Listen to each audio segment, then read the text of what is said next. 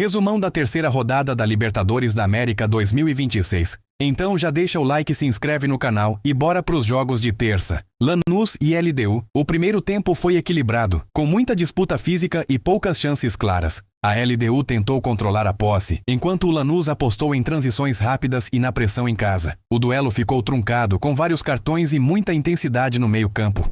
Na etapa final, o Lanús cresceu e encontrou o gol aos 74 minutos. Agustín Cardoso apareceu bem para finalizar e garantir a vitória à Argentina. Depois disso, o time soube administrar a vantagem, fechando espaços e segurando a reação equatoriana. O jogo foi pegado, nervoso e resolvido na marra.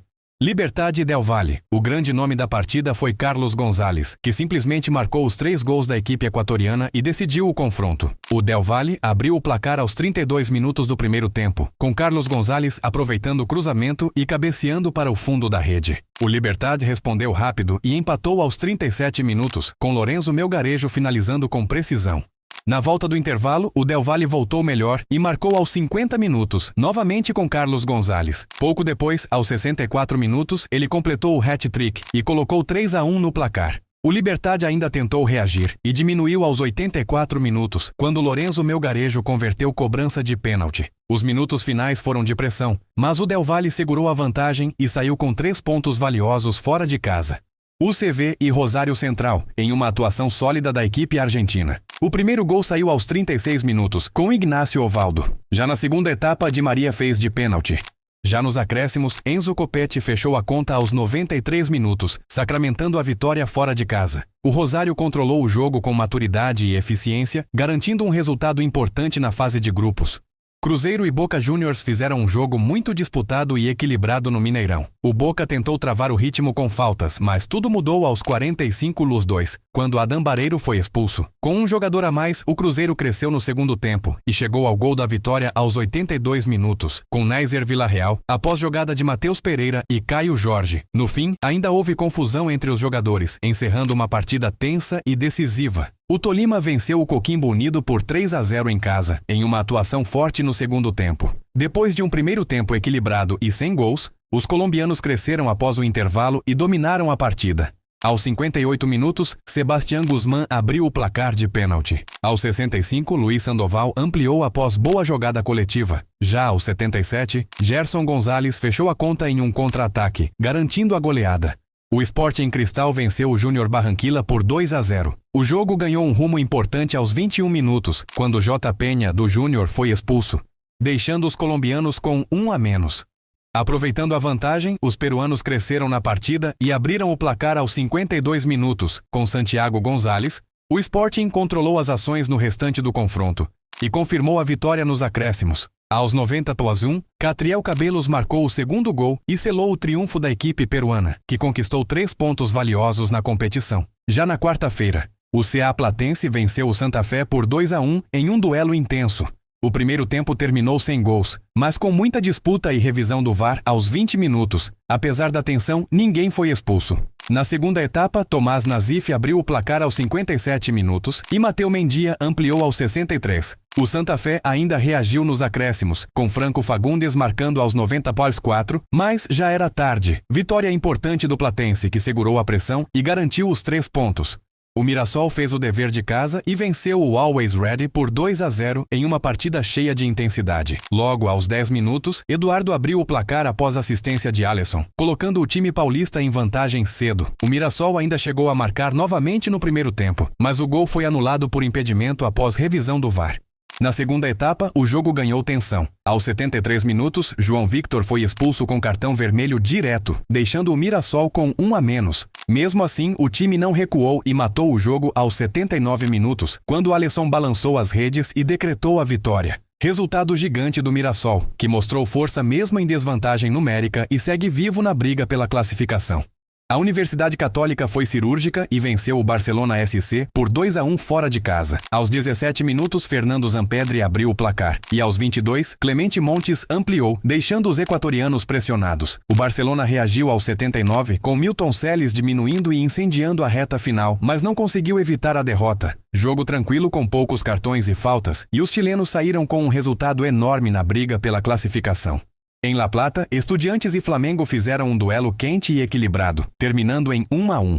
O rubro-negro saiu na frente aos 33 minutos, quando Luiz Araújo aproveitou a assistência de Bruno e bateu firme para abrir o placar. O time carioca controlava bem a partida. Mas no segundo tempo os argentinos cresceram e chegaram ao empate aos 55, com Guido Carrillo aparecendo livre na área para deixar tudo igual. O jogo ficou ainda mais tenso com várias discussões e cartões, e apesar de nenhum jogador ter sido expulso, os dois treinadores, Leonardo Jardim e Alexander Medina, receberam cartão vermelho por reclamação. No fim, um empate justo em uma partida intensa que manteve o Flamengo na liderança do grupo.